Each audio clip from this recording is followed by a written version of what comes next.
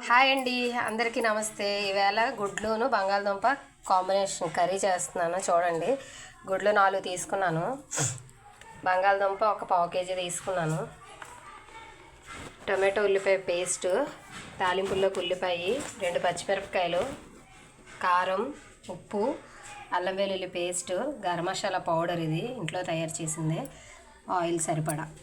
రండి, స్టవ్ వెలిగించుకొని ఇదిగోండి స్టవ్ ఆన్ చేసి కలయి పెట్టాను. ఆయిల్,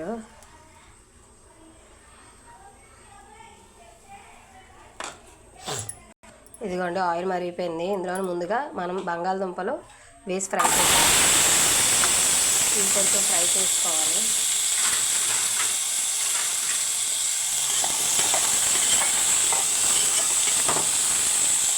ఇదిగోండి బంగాళదుంపలు వేగిపోయి తీసేద్దాం, తీసి పక్కన పెట్టేద్దాం.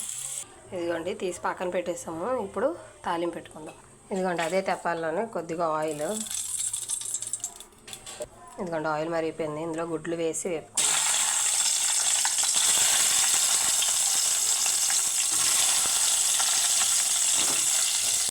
ఇదిగోండి ఇవి కూడా వేగిపోయి తీసి పక్కన పెట్టేద్దాం.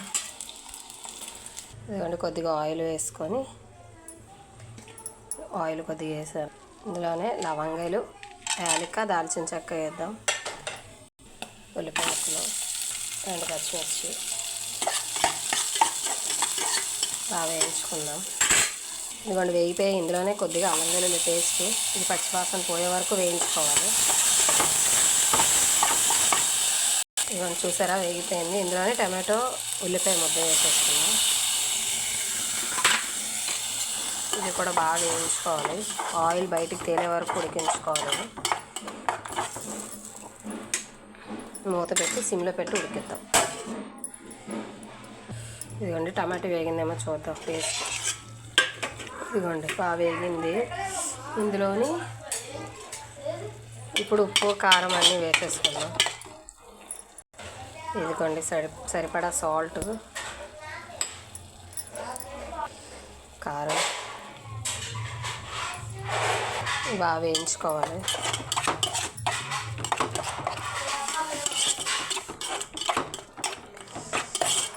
మళ్ళీ కాసేపు మూత పెట్టుకున్నామండి. ఇదిగోండి వేగిపోయి ఇవి, ఇందులో కొద్దిగా వాటర్ వేసుకుందాం. ఇదిగోండి కొద్దిగా వాటరు,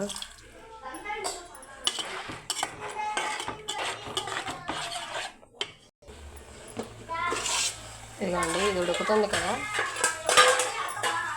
ఇప్పుడే వేయించుకున్న బంగాళదుంపలను గుడ్లు వేసేసుకుందాం.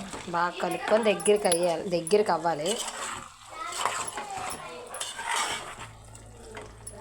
ఇందులోనే కాస్త గరం మసాలా పౌడర్,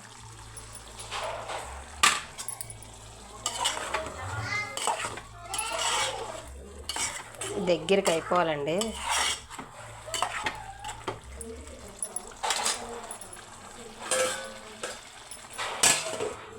ఇదిగోండి అయిపోయిందేమో చూద్దాం.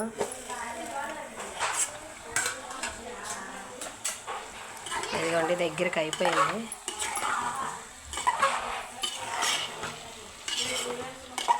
ఇలా దగ్గరికి అయిపోవాలి. అయిపోయిందండి గుడ్ల కూర, అంతే.